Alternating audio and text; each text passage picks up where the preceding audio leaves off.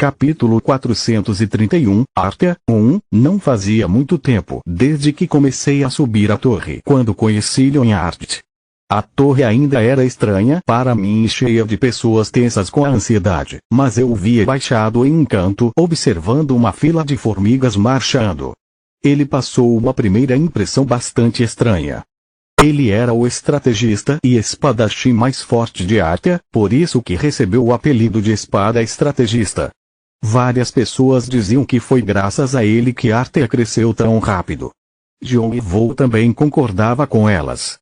A reputação de seu irmão como asas celestiais começou a se espalhar nessa época, mas adquirir fama como um ranker e liderar um clã eram duas coisas diferentes. John e Vo só conseguiu continuar avançando sem olhar para trás graças ao fato de que Leonhard gerenciava os assuntos internos do clã.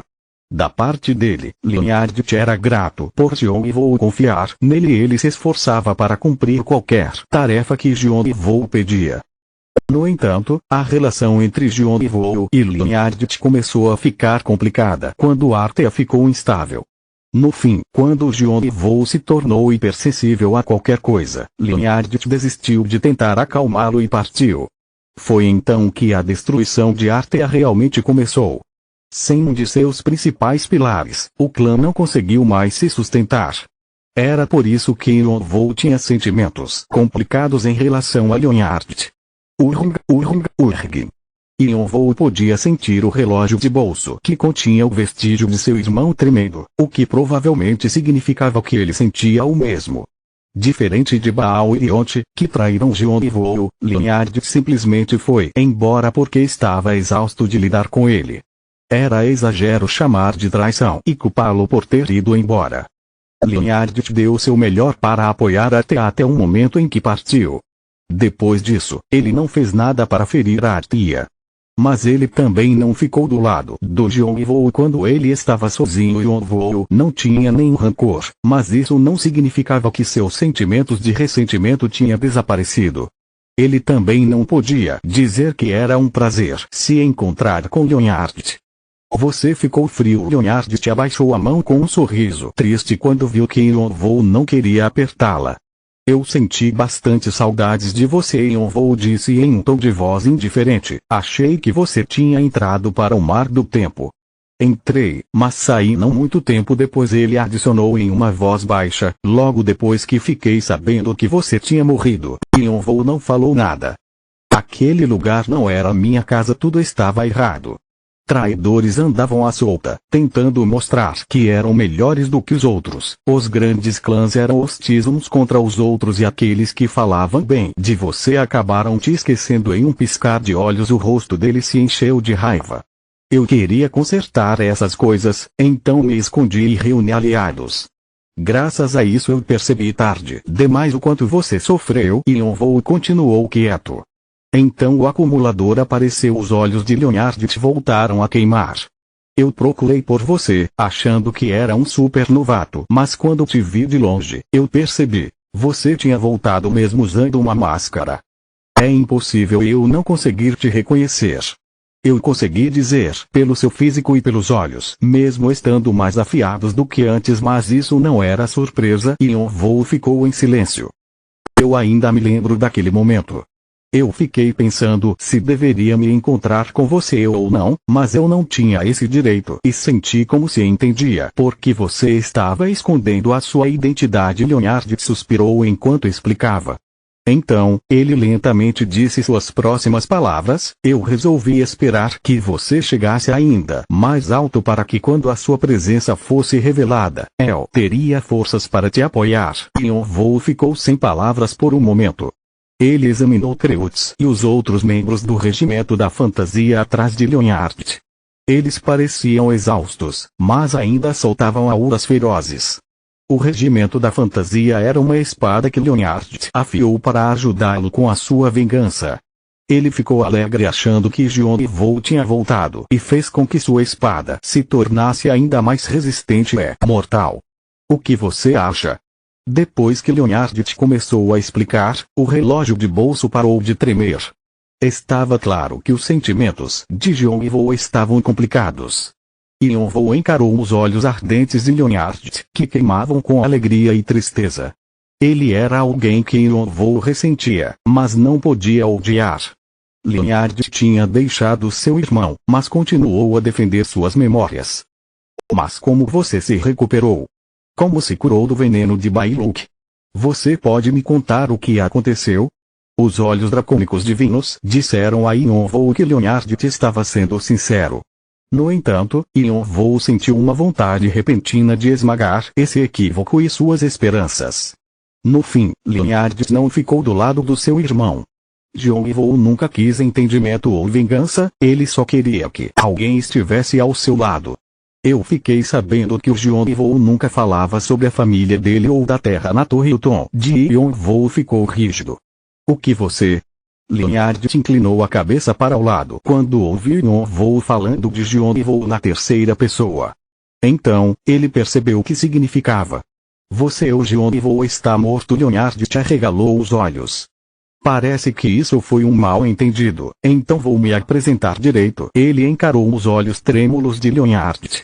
O meu nome é Yonvou. Sua voz ficou o mais fria possível. O irmão gêmeo do Yonvou. Notícias dos eventos inacreditáveis que aconteceram no 50º andar se espalharam como fogo pela torre. O boato que causou a maior comoção era: o Asas Celestiais voltou. Muitos jogadores admiravam o Asas Celestiais e o consideravam um salvador que podia suportar a tirania dos 8 clãs e dos rankings de alto nível. No entanto, apesar de ter falhado em derrotá-los e ter suas asas arrancadas, ele conseguiu encontrar um jeito de retornar. Quando as pessoas descobriram que ele era o super novato conhecido como Acumulador, eles ficaram sem palavras com choque. Os jogadores espertos sentiram nuvens escuras se reunindo no horizonte e tremeram, sabendo que uma guerra colossal começaria em breve. E como se para apoiar suas teorias, um segundo conjunto de boatos começou a se espalhar pela torre. O Imperador da Gula, o Ditador Magnus e o Lorde do Outono Tou estavam mortos. No passado, apesar de ser o jogador em 6º lugar no ranking, o Asas Celestiais nunca quis matar nenhum dos reis, mas as mortes de 3 dos 9 reis pelas suas mãos eram prova de que ele tinha revivido. Quando as pessoas descobriram que a Rainha da Primavera tinha perdido uma asa e o bispo-chefe perdeu um braço apesar de terem fugido, ninguém conseguiu refutar. Alguns ficaram aterrorizados.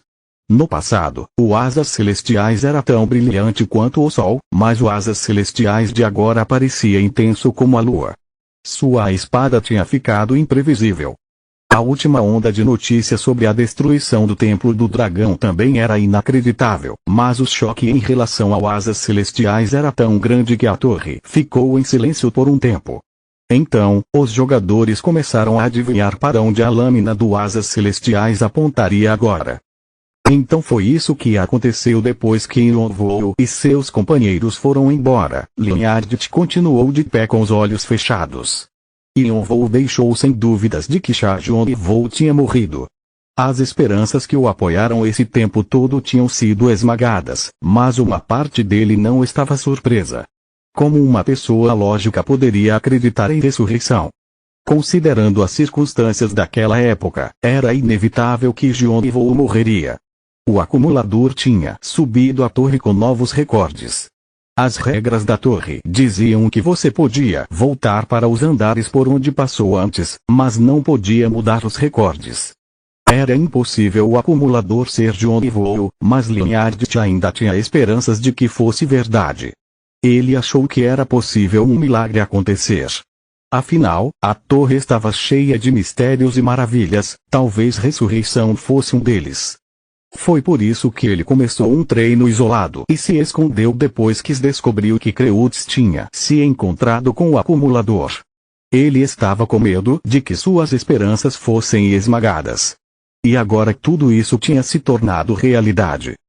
Yonvou, que disse que era o irmão gêmeo de Yonvou, foi embora depois de dizer: "Não posso dizer que estou grato por você. Mesmo que o Yonvou estivesse errado, você foi embora quando ele mais precisava." O estrago já tinha sido feito. Leonard cobriu o rosto com suas mãos enquanto pensamentos giravam em sua cabeça. Ele não sabia o que deveria fazer agora. Para onde você vai agora? Os capitães leram os pensamentos de Leonhard e perguntaram com cuidado. Afinal, eles tentaram oferecer ajuda a Yonvou só para serem rejeitados.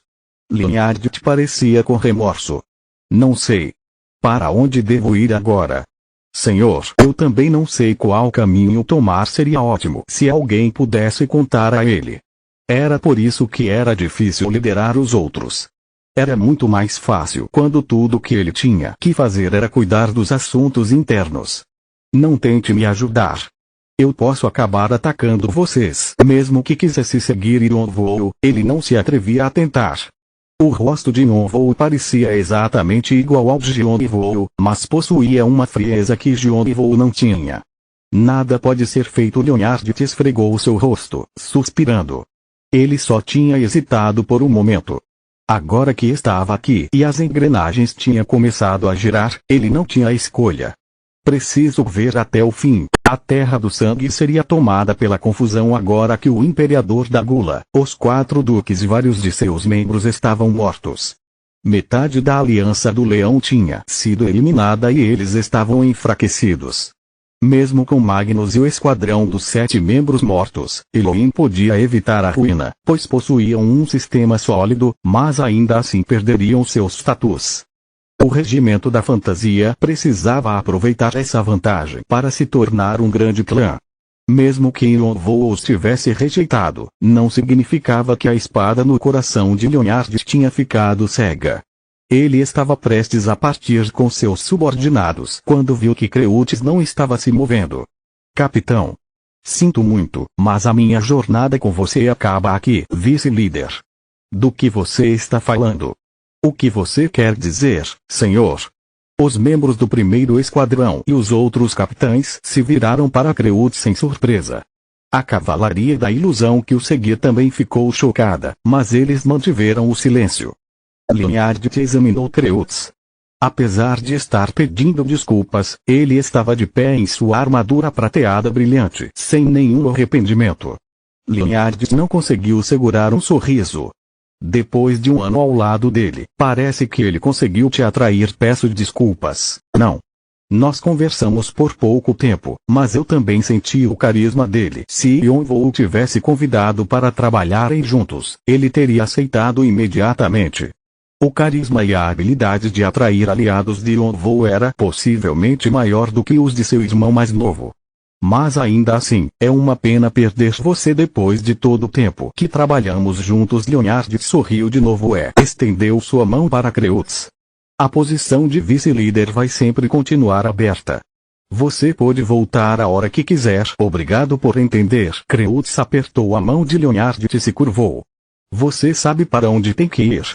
Sim. Creutz se lembrou do que Bram disse a ele antes de Yonvou ir embora. Venha para Laputa. Você vai encontrar o lugar sem problemas. A antiga casa do clã Adtea fica lá. Que bom. Eu lhe desejo sucesso. Eu também espero que os seus desejos se tornem realidade. Vamos. Quando ouviram o comando de Creutz, a cavalaria da ilusão invocou seus víveres e montou neles. Lentamente, eles desapareceram na mesma direção que Yonvou. Leonhard observou seu amigo ir embora e se virou na direção oposta. Vamos voltar também, mas sem pressa. Os olhos de Leonhard ficaram sombrios. Vai ser uma longa noite. Capítulo 432, Artea 2. Um mensageiro chegou em pânico no Castelo do Sangue, na capital da Terra do Sangue, para dizer para que o príncipe fugisse. Vossa Alteza, a esse ritmo. Bloqueiem todos eles. Mas é muito perigoso. Você deveria se esconder.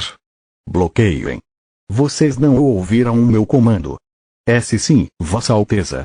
O salão sempre foi um lugar sério onde os 4 duques e os 36 marqueses se encontravam, mas agora estava em caos.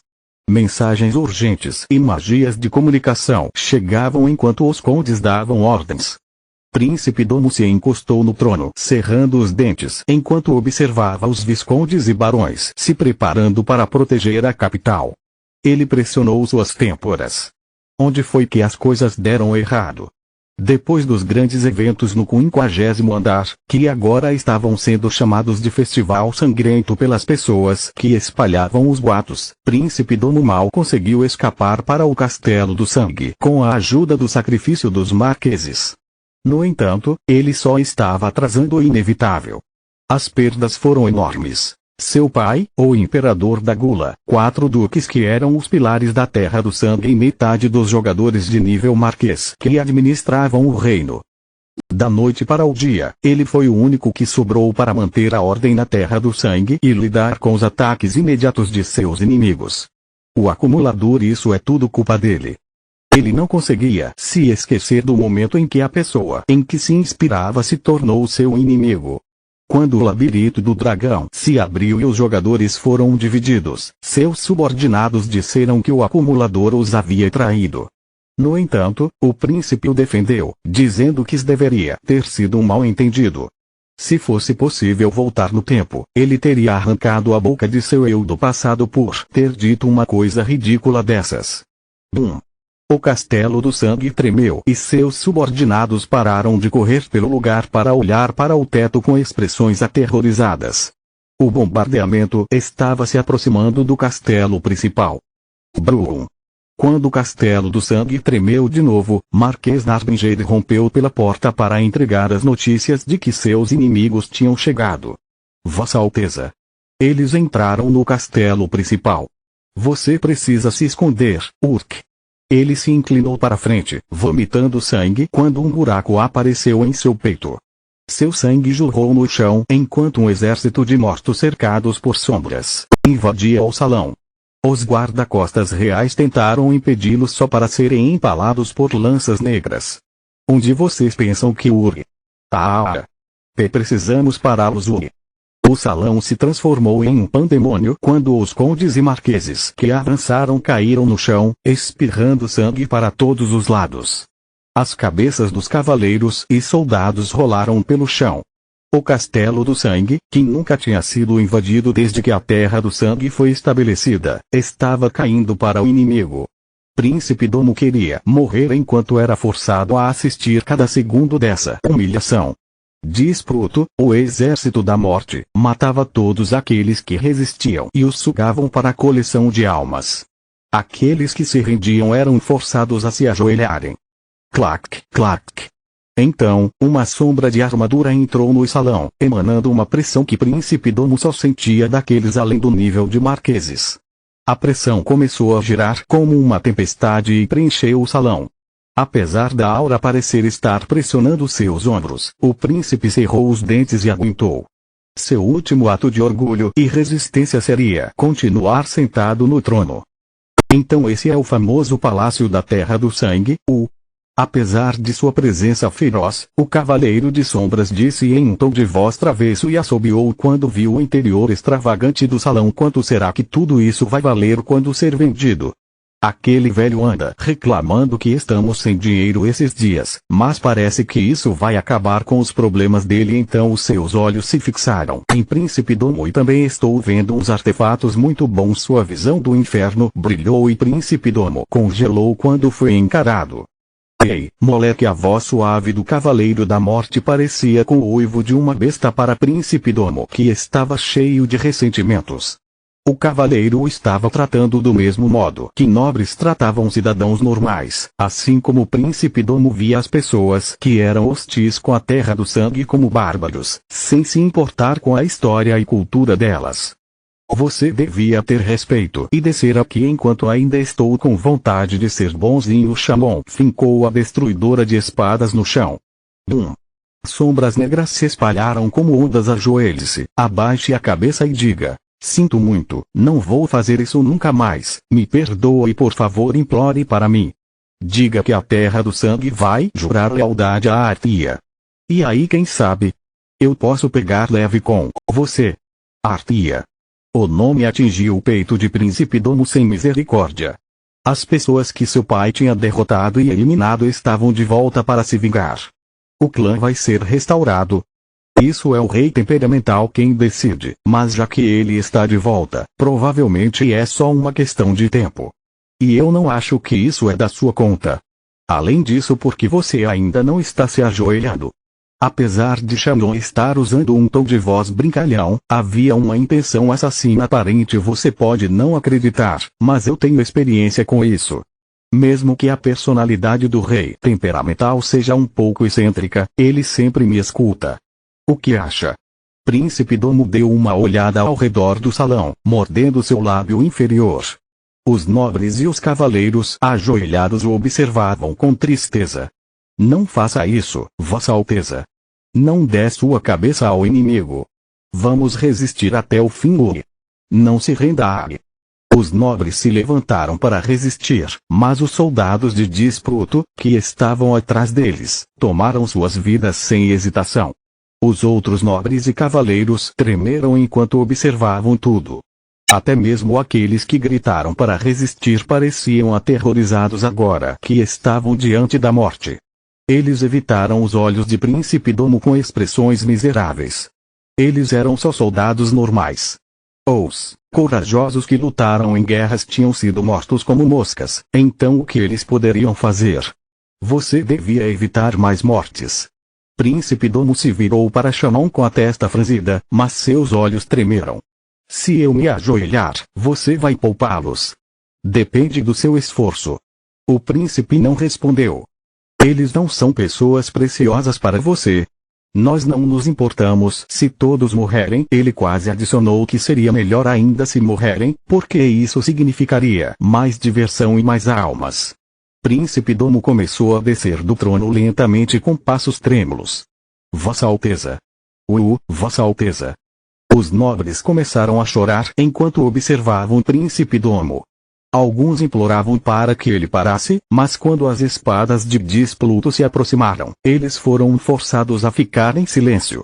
Príncipe Domo desceu as escadas lentamente e caminhou pelo salão para parar na frente de Shannon. De perto, Shannon era tão alto que o príncipe precisava levantar a cabeça para olhar para ele. Apesar de não ter muita diferença entre o tamanho de seus físicos, o príncipe se sentia pequeno perto dele. Se essa era a força de um subordinado, então qual era a força do acumulador, que conseguiu derrotar seu pai, o imperador da gula? Ajoelhe-se. Príncipe Domo lentamente se ajoelhou com a cabeça abaixada. Bata a sua cabeça no chão até sangrar. Tum. Príncipe Domo começou a bater no chão com sua cabeça como Shannon ordenou. Ele bateu tão forte que seu crânio rachou e sua pele se rasgou, fazendo sangue escorrer pelo seu rosto. E o que você vai dizer? Sinto muito, não consigo te ouvir. Sinto muito. Sua voz embargada começou a se encher de ressentimento. Eu sei que vocês estão furiosos, mas por favor perdoem os erros que a Terra do Sangue cometeu com asas celestiais e arteaerros. Não. Pedimos perdão pelos nossos pecados. E esperamos que os seus corações generosos nos perdoem. Nós sabemos que não podemos pagar pelos nossos pecados mesmo com milhares de desculpas. Se nos perdoarem, a Terra do Sangue nunca vai se esquecer desse ato de gentileza e vai servir a Artea com tudo o que temos. Por favor, nos perdoe. Uma voz chorosa ecoou pelo salão. Tum. Tum. Príncipe Domo continuou a bater sua cabeça contra o chão. Os nobres não conseguiram aguentar essa visão e viraram os olhos. Enquanto olhava para as costas da cabeça do príncipe curvada sobre as manchas de sangue no chão, Shannon se abaixou e sussurrou na orelha dele. TCH. Não, não.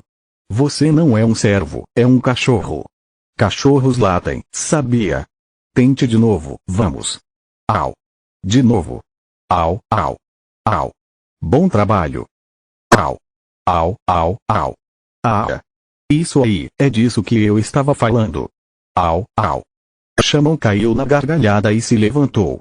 O latido choroso de Príncipe Domo ficou mais alto. Cara, os seus esforços para salvar os seus subordinados são admiráveis. Já é o suficiente. Pode levantar a cabeça agora, seu filho da puta. Será que finalmente tinha terminado? Príncipe Domo segurou suas lágrimas e lentamente olhou para cima.